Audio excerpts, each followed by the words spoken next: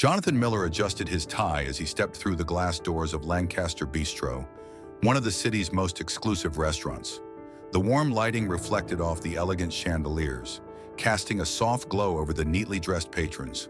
The hum of quiet conversation mixed with the gentle notes of a jazz piano playing in the background, creating a refined yet inviting atmosphere. Jonathan, the director of internal affairs, had spent his morning buried in reports and meetings, dealing with disputes between city departments and overseeing law enforcement accountability. His job required constant vigilance, ensuring the system operated fairly and without corruption. But today, for just 1 hour, he hoped to escape all of that. He wanted nothing more than to enjoy a peaceful lunch before returning to the chaos of his office.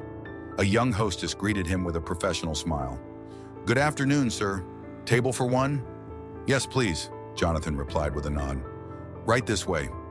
She led him to a quiet table by the window.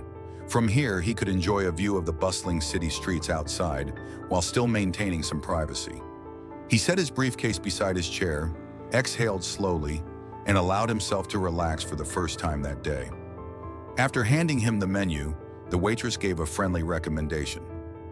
"Our special today is Wagyu ribeye steak with truffle mashed potatoes. Would you like to try it?" "That sounds perfect," Jonathan said. "And a glass of red wine, please." The waitress smiled and disappeared toward the kitchen. Jonathan leaned back, momentarily enjoying the tranquility. But the moment of peace didn't last long. The restaurant door swung open forcefully, causing the bell above it to jingle loudly.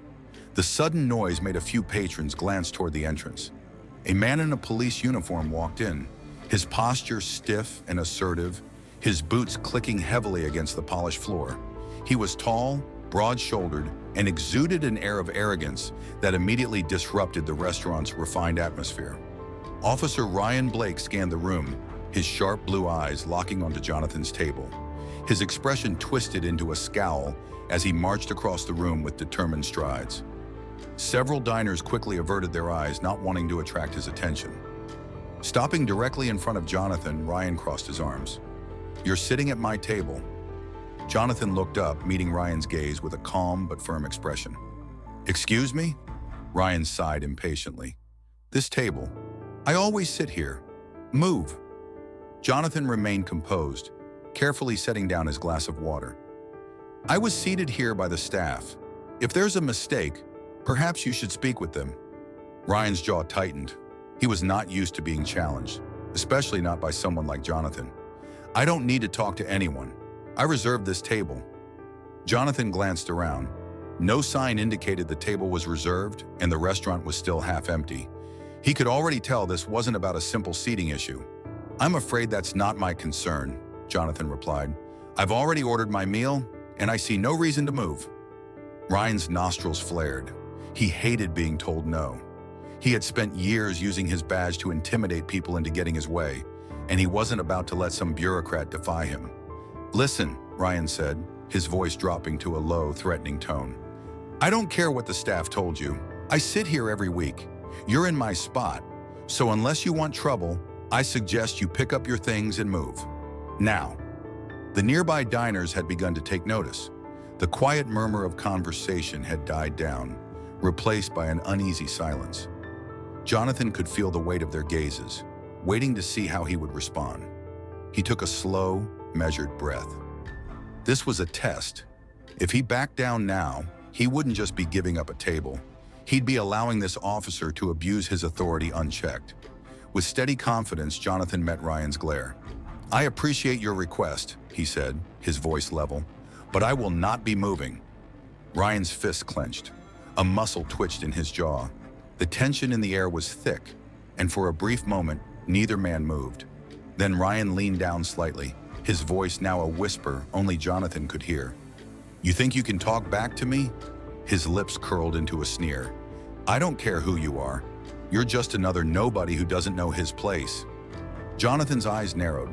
He had encountered men like Ryan before, officers who believed the badge gave them unchecked power, and he knew that this confrontation was far from over. Jonathan held Ryan's glare, his expression calm but firm. He could feel the weight of the moment, the way the entire restaurant had fallen silent, the tension hanging in the air like a thick fog. He had dealt with intimidation tactics before, but rarely so blatantly, and certainly not in such a public place. Ryan scoffed, shaking his head. "You really don't get it, do you?" His voice was low and threatening, just enough for Jonathan to hear. "I'm giving you a chance to do the right thing. You don't want to piss off the wrong people." Jonathan slowly picked up his glass of water and took a sip, his every movement controlled and deliberate. He wouldn't let this man rattle him. "And what exactly is the right thing?" he asked. "Giving in to a power-hungry cop who thinks he owns a table in a public restaurant?" Ryan's eyes darkened. "You've got a smart mouth," he muttered. Jonathan set his glass down. "And you have an abuse of power problem." The words landed like a slap. Ryan's posture stiffened, his hands balling into fists at his sides. For a split second, Jonathan saw something flicker in the officer's expression. Rage, frustration, maybe even a hint of doubt. But then Ryan smirked. "You really think you can sit there and talk to me like that?" He leaned in closer, lowering his voice. "Do you know who I am?" Jonathan didn't flinch. "Yes," he said simply. "You're Officer Ryan Blake." He paused for a second before adding, "And that badge on your chest? It doesn't make you untouchable." Ryan let out a cold laugh, shaking his head. "Untouchable?" he repeated. "No, see, that's where you're wrong." His expression turned smug. "I am the law around here. And guys like you don't get to question that." Jonathan exhaled slowly. He could feel the restaurant staff watching from the corners of the room, unsure whether to step in. A few customers had discreetly pulled out their phones, pretending to check messages but clearly recording the scene. Ryan hadn't noticed. Or maybe he just didn't care. "You don't belong here," Ryan said, his voice now loud enough for the nearby diners to hear. "And I don't just mean at this table." His tone was laced with something ugly, something that made Jonathan's stomach tighten. Jonathan had heard it before, the veiled implications, the unspoken rules that men like Ryan thought they could enforce. Jonathan sighed. "You should be careful what you say, Officer Blake," he said, his voice even. "People are listening." Ryan's smirk faltered. He glanced around and finally seemed to realize the number of eyes on him. His nostrils flared, his face reddening slightly. But instead of backing down, he doubled down. "You think these people care?" Ryan sneered. "You think anyone's gonna stop me if I decide you need to be taught a lesson?" Jonathan's jaw tightened. His instincts told him the situation was getting dangerous. He had seen officers like Ryan push boundaries before, testing how far they could go before someone stopped them, and Ryan was teetering on the edge. Jonathan had to make a choice. He could stand his ground and risk escalating this further, or he could try to defuse the situation before it spiraled out of control. He chose the third option. Very slowly, he reached into his jacket pocket, not for a weapon, but for his phone. He kept his movements deliberate, ensuring there was no sudden motion that Ryan could use as an excuse to act. Ryan's eyes flickered to the phone, and his expression twisted into something halfway between suspicion and irritation. "What, you gonna call someone?" Ryan mocked. "Go ahead. Call your lawyer. Call your boss. Hell, call your mommy. See if I care." Jonathan didn't react. He tapped his screen once, sending a pre-written emergency message to someone who would care. Ryan noticed the movement and let out a sharp breath of laughter. "Oh, you're scared now?" Jonathan met his eyes. "No," he said simply. Ryan frowned. Something about Jonathan's tone unsettled him. Before he could respond, the restaurant door opened again. A patrol officer stepped inside, scanning the room. He locked eyes with Jonathan, then looked at Ryan, his brows furrowing. Ryan's shoulders tensed. Jonathan knew one thing for certain: this was far from over. Officer Ryan Blake's posture stiffened as he spotted the patrol officer stepping into the restaurant. His jaw clenched, his fingers twitching slightly at his sides. For the first time since this confrontation began, he looked uncertain. Jonathan Miller sat calmly, watching everything unfold. He wasn't afraid, not of Ryan, not of his threats, but he knew a cornered man could be dangerous. The patrol officer, a young cop named Ethan Cole, walked toward them cautiously. His eyes flicked between the two men, taking in the tense standoff and the uneasy silence of the restaurant. He had clearly received Jonathan's emergency alert. "Everything okay here, Officer Blake?" Ethan asked carefully. Ryan's face hardened. He forced a smirk.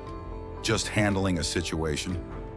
Ethan hesitated, glancing at Jonathan, then at the surrounding diners, many of whom had their phones out recording.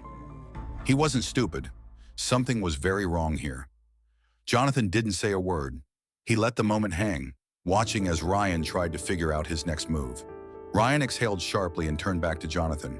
His voice dropped to a near whisper. "You think calling in backup is going to change anything?" He leaned in, his expression dark. "You have no idea who you're messing with." Jonathan met his gaze unflinchingly. "Neither do you." That was it. Ryan snapped. Without warning, his hand shot to his holster, and in one swift motion, he pulled out his gun and pointed it directly at Jonathan. A collective gasp rippled through the restaurant. A woman let out a sharp scream. Chairs scraped against the floor as diners scrambled backward, some ducking under tables, others rushing toward the exit. Ethan took an instinctive step back, his hand immediately going to his own weapon. But he didn't draw.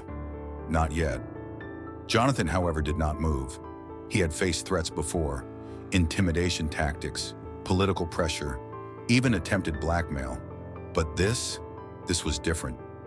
Ryan's face was flushed, his grip on the gun too tight, his chest rising and falling rapidly. This wasn't a calculated move anymore. This was desperation. "Get up!" Ryan's voice shook with rage. Jonathan stayed perfectly still. "Put the gun down, officer." "I said, get up!" Ryan's voice was almost a roar now. The gun trembled slightly in his hand. Jonathan spoke carefully, evenly. "Think, Ryan. You pull that trigger, and your career, your life is over." Ryan's breathing quickened. The weight of his own actions was creeping in, but his pride, his anger, his arrogance wouldn't let him back down. "You don't tell me what to do," he spat. His finger hovered over the trigger. Jonathan exhaled slowly, keeping his hands visible on the table. He didn't dare make any sudden movements. Behind Ryan, Ethan lifted his radio, speaking in a hushed but urgent voice. 1033. Officer needs assistance. Armed suspect. Lancaster Bistro. Jonathan caught the words. Backup was coming. But would it get here in time? Ryan's eyes flickered to Ethan for a split second, just long enough for Jonathan to act. With deliberate calm, Jonathan lifted his phone, pressing one button. The restaurant's overhead speakers crackled to life. And then, a voice. A deep, commanding voice that immediately silenced the entire room. "Ryan Blake, stand down. This is Chief Harper." Ryan froze. His eyes widened, his gun hand trembling. Jonathan had done exactly what Ryan never expected. He had called the chief of police directly. Through the speakers, Chief Samuel Harper's voice was cold, unyielding. "I have officers en route to your location," he continued. "Drop your weapon. Now." Ryan's face drained of color. He turned slowly toward the speakers, as if unable to believe what he was hearing. "Ryan," Harper's voice was sharper now. "If you don't put that gun down immediately, you will not leave that building as a police officer." Ryan's chest rose and fell erratically. He was trapped. He knew it. Jonathan watched him closely. This was the moment, the last chance for Ryan to make the right choice. The gun shook in Ryan's grip. His jaw clenched. And then, he lowered it. The entire restaurant let out a collective exhale. Ryan placed the gun on the table, his hand still hovering over it, his face ashen. Ethan rushed forward, grabbing the firearm and stepping back, his own weapon still holstered. "Smart choice," he muttered. Jonathan finally let himself relax, just slightly. But this wasn't over, not by a long shot. The restaurant was silent, except for the distant wail of approaching sirens. Ryan Blake stood motionless, his face pale, his breathing uneven. The gun was now out of his hands, confiscated by Officer Ethan Cole. But the damage was done. He had crossed a line that couldn't be undone. Jonathan Miller remained seated, his expression unreadable. He could feel every eye in the room on them, could hear the barely contained whispers of stunned diners. Some were still recording, their phones capturing what would soon become headline news. The front doors burst open. 2 uniformed officers stormed in, their hands near their holsters, scanning the scene. But they weren't the only ones. Behind them, moving with calm authority, was Chief Samuel Harper himself. The restaurant seemed to hold its breath. Chief Harper was an imposing figure, late 50s, tall, with graying hair and sharp eyes that had seen more than their fair share of trouble. He was not a man to be tested. Ryan swallowed hard, his hands clenched into tight fists at his sides. He didn't dare speak. Harper's gaze swept over the room before settling on Jonathan. "Mr. Miller," he said, his voice measured but firm. "Are you all right?" Jonathan gave a slight nod. "I'm fine." Harper's eyes flicked to Ryan, who still hadn't moved. His face hardened. "Officer Blake," Harper said, his voice colder now. "What the hell do you think you're doing?" Ryan's mouth opened, then closed. He looked like a man grasping for an excuse, but there was none. Not this time. Ryan finally managed. "I was just..."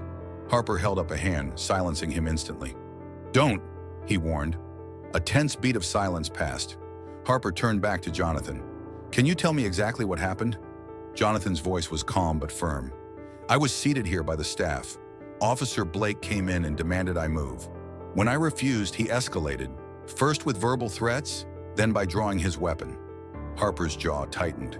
He turned toward Ethan. "Cole?" Ethan nodded. "I arrived in the middle of it. When I saw the situation, I called for backup. He had his gun pointed at Mr. Miller when I got here." Harper exhaled sharply. He didn't look surprised, just disappointed. Ryan took a small step forward, his voice strained. "Sir, Harper turned on him with fire in his eyes. "Shut your mouth." Ryan froze. Harper took another step toward him. His voice dropped to a deadly quiet tone. "Do you have any idea what you've just done?" Ryan's lips pressed into a tight line. He still hadn't grasped the full weight of his mistake. Harper shook his head, then turned to the officers behind him. "Officer Blake is officially relieved of duty, effective immediately. Take his badge and escort him outside."